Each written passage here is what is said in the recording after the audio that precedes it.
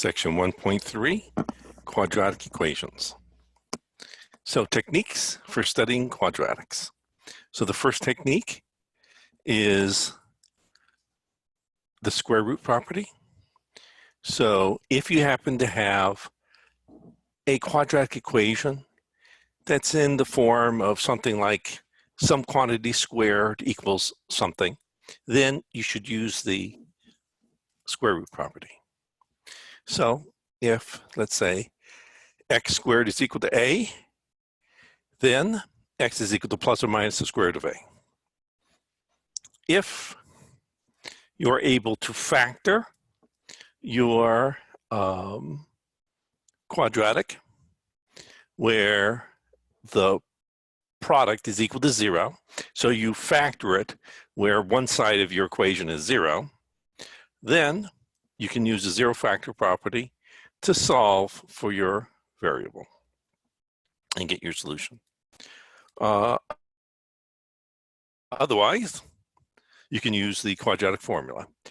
My rule of thumb is you try to factor for, let's say for a student, give yourself 30 seconds. If you can't factor, then you go on to use the quadratic formula, negative b plus or minus the square root of b squared minus 4ac all over 2a. And then lastly, if that doesn't work, then you do completing the square. Since the quadratic formula always works, you actually never get to the last step, completing the square. But the reason for doing completing the square is that you'll need it in later chapters. So it may not be necessary to solve a quadratic using complete, but you'll need it later on. So we need to review completing the square. So first off, let's do the quadratic formula. And I guess I'll do it using completing the square. So suppose I have an equation of the form ax squared plus bx plus c equaling 0, where I assume here that a is not 0, so it's actually quadratic in x. Subtract c from both sides of your equation so that only things involving x's on the left side and things that do not involve x are on the right side. So now let's complete the square. And so let me factor out an a. And so to complete the square, well, since this now in parentheses is a perfect square trinomial, then it will factor as x plus or minus something, found by, well, taking this term and dividing by 2.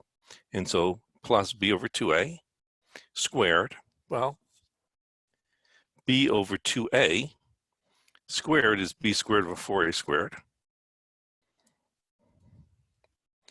Let's multiply that by a. And so let's add b squared over 4a to both sides of my equation. Let me get rid of the denominator. So let me multiply both sides of my equation by 4a. So this a becomes 4a squared. The 4a's cancel, so you just get b squared, and then minus 4ac. Now, this looks like a perfect square on the left-hand side. So let's use the square root property. And so the square root of 4a squared is 2a. It's actually 2 absolute a, but we'll put the plus or minus on the right-hand side. So just 2a. The square gets rid of the square root. So x plus b over 2a is equal to plus or minus the square root of b squared minus 4ac, the right-hand side of my equation. Let me divide both sides of my equation by 2a. And so x plus b over 2a is equal to plus or minus the square root of b squared minus 4ac all over 2a. Subtract b over 2a from both sides of my equation. Since I have a common denominator, let me write this as a negative b plus or minus the square root of b squared minus 4ac all over the common denominator, 2a. And we call this the quadratic formula. Note that we can actually determine the nature of our roots by studying the thing inside of the square root. I will call that my discriminant. So let d equal b squared minus 4ac. If the discriminant is 0, then we have one double root. And if b over a is rational, then we have one double rational root. Suppose d is not 0. Then we have two unequal roots. If d is less than 0, then we have two unequal complex roots.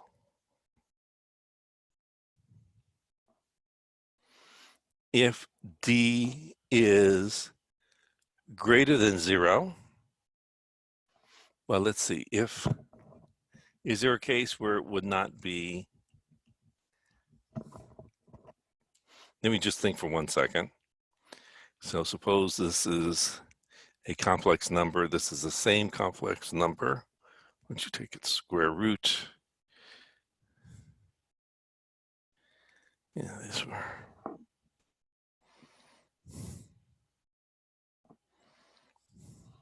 Wait 1 second. Let's just see if this is possible.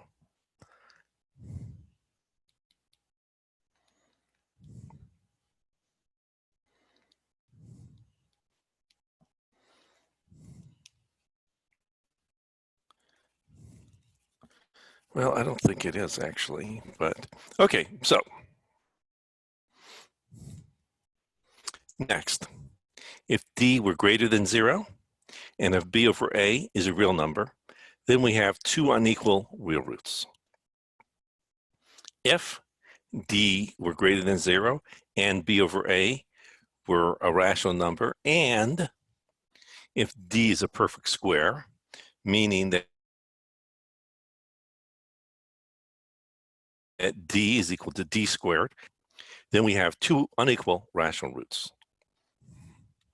If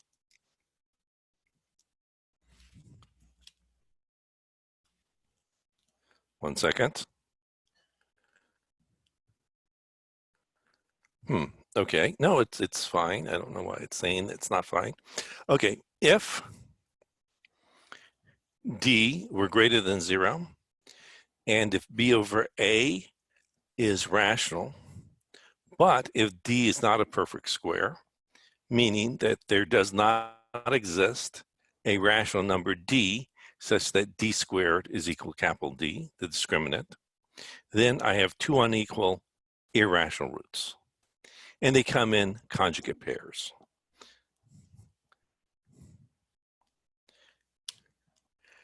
The zero factor property. If a times b equaling 0 implies that a equals 0 or b equals 0, then we say that we have the zero factor property. The real numbers have the zero factor property. A zero divisor. So let me give you some terminology. So if a and b are called zero divisors if a is not equal to 0 and b is not equal to 0, yet a times b is equal to 0. An integral domain. An integral domain, let's call it I, is a commutative ring with identity such that the multiplicative identity is not equal to the additive identity. So you have more than one element in your ring. If it's such that if A is in I and B is in I, and if A times B is equal to 0, then A must equal 0 or B equal to 0. And so in this case, the real numbers are integral domains. Okay. Factors. A times B equaling C says that A and B are factors of C, or we can say that C is a multiple of A and C is a multiple of B. Or I can say that A is a divisor of C, written as follows. B is a divisor of C, written as follows. So let's do some examples. On page 117, x squared minus x minus 6 equals 0. Solve this equation by factoring. So let's try to factor this. So this is a monic quadratic trinomial. So let's bring down the minus. Times minus is plus. I want two whole numbers whose product is 6 and whose difference is 1. So 3 and 2. And put the root with largest absolute value first. So by this zero factor property, the fact that the integers are an integral domain, I have that x minus 3 is equal to 0, or x plus 2 equals 0. Add 3 to both sides of your equation. Subtract 2 from both sides of your equation. And so x is equal to 3, or x is equal to negative 2. So let me use the zero factor property to solve each equation. And so let me do problem number 20. X squared is equal to 64. So by the square root property, I have that x is equal to plus or minus the square root of 64. But the square root of 64 is 8. Therefore, x is equal to plus or minus 8. Let me do problem number 34. And so let me add 48 to both sides of my equation. Once I've done that, now it is in a form where I can easily use the square root property. So by the square root property, 5y plus 2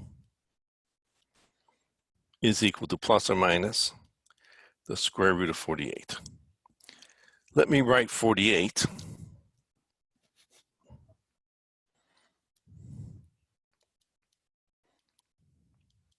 as 16 times 3, the largest perfect square factor times whatever remains. And so I wanted to determine the largest perfect square factor of 48. The largest perfect square factor of 48 was 16. The square root of 16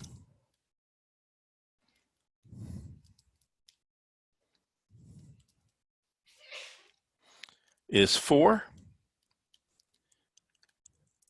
Subtract 2 from both sides of your equation. So 5y is equal to a negative 2 plus or minus 4 rad 3. Divide both sides of your equation by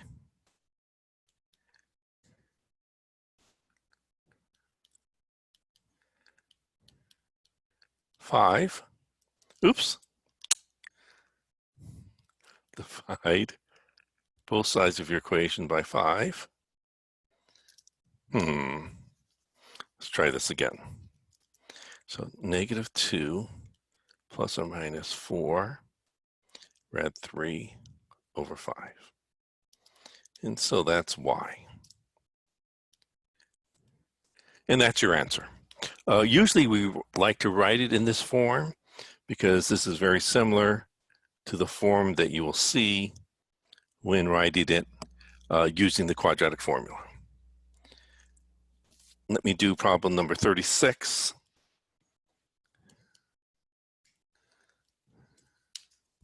Complete the square to make a perfect square trinomial.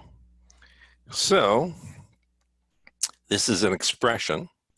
To complete the square of an expression, do the following. So I have here x squared plus 8x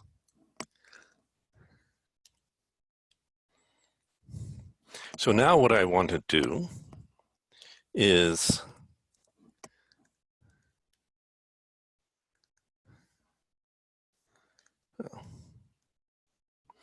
write this as a perfect square. And so this is a monic quadratic trinomial. So to complete the square, do the following. Take this number in front of your linear term and divide it by this exponent 2. 8 divided by 2 is 4. 4 squared is 16. But if I added 16, I also have to subtract 16. Otherwise, I will have changed the value of my expression. And so I have completed the square. And so this is just x plus 4 squared minus 16. And that is your answer. Let me do problem 48. So it actually turns out that it's easier to use this technique on an equation as opposed to an expression. With an equation, you can add the same thing to both sides of your equation, which makes it easier to explain. So solve each equation by completing the square. So first, let me subtract 21 from both sides of your equation so that the constants are on the right-hand side of my equation. Things involving x are on the left-hand side of my equation. This is a monic. There's a 1 in front of this, x squared. Quadratic, this is square. Trinomial. And so, to complete the square, let's do the following. 10 divided by 2 is 5. 5 squared is 25. Add 25 to both sides of your equation. 25 minus 21 is 4. So therefore, x plus 5 quantity squared is 4. So let me use the square root property to solve this. And so by the square root property, x plus 5 is equal to plus or minus the square root of 4. But the square root of 4 is 2. Subtract 5 from both sides of my equation. And x is equal to a negative 5 plus or minus 2. Since you can actually solve this, let me actually solve it.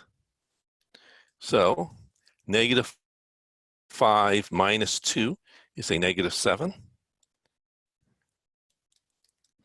Negative 5 plus 2 is a negative 3. And so the solutions to my quadratic are x equals negative 7 and x equals negative 3. Let me do problem 72. Use the quadratic formula to solve each equation. Before I can use a formula, I must put it into the exact same form that I used to derive the formula. So I must subtract 2x, 2 from both sides of my equation. So in order to use the quadratic formula, the right-hand side must equal 0. And of course, it has to be quadratic. So x is equal to negative b plus or minus the square root of b squared minus 4ac all over 2a. So x is equal to negative b plus or minus the square root of b squared minus 4ac all over 2a.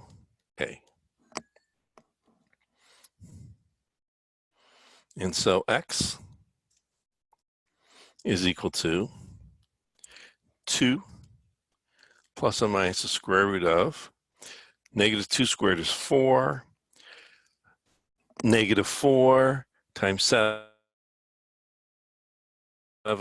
times negative 2, positive 56 over 14.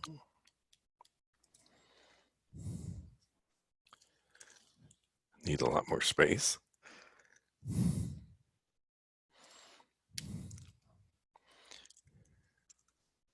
And so x is equal to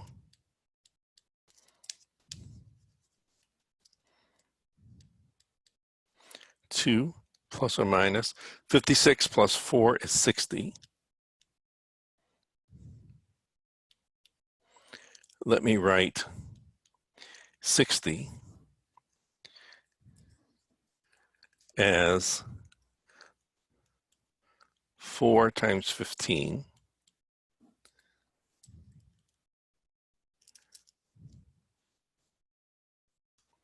the largest perfect square factor of 60.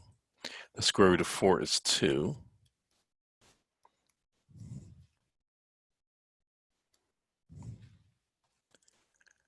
Oops. Let me get some more room here before I do anything.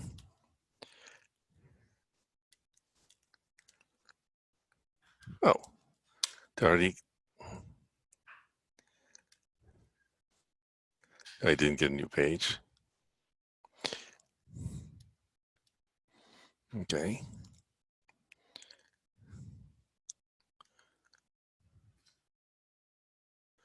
$14. Okay, yeah, that is a new page. So let me move this down. We have to move it down again. So this is equal to, I can factor 2 from the numerator.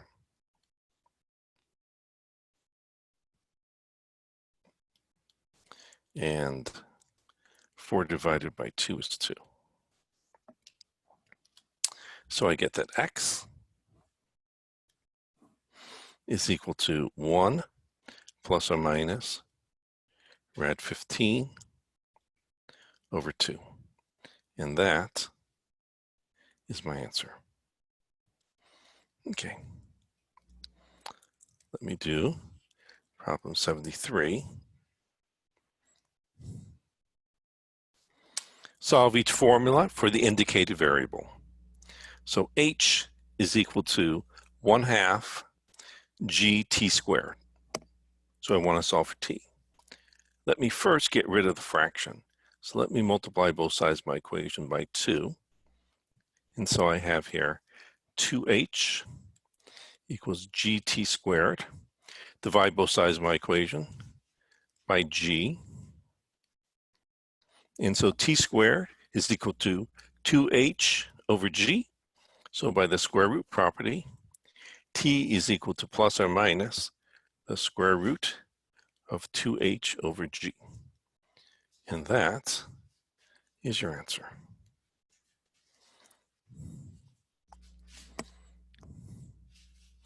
Let me do problem 86. Use a discriminant to determine the number and types of roots. Do not solve the equation. So my discriminant, d, is b squared minus 4ac.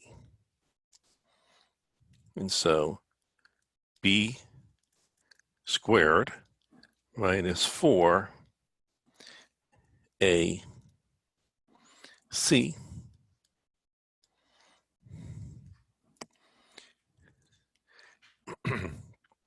and so let me multiply this.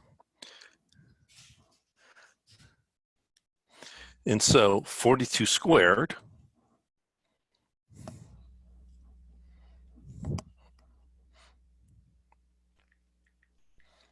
(1,764) minus 36 times 49. Well, that's also 1,764.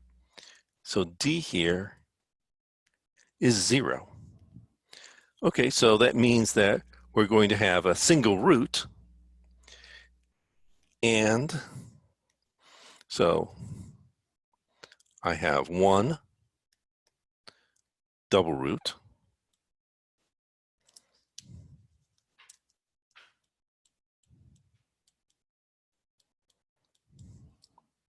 and since b over a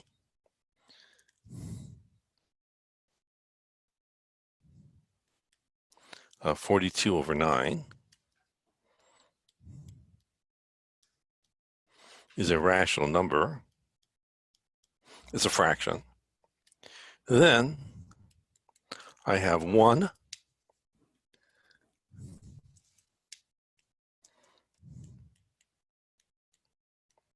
rational double root.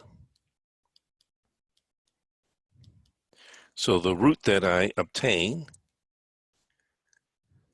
is actually repeated. It's a repeated root, and it's some rational number.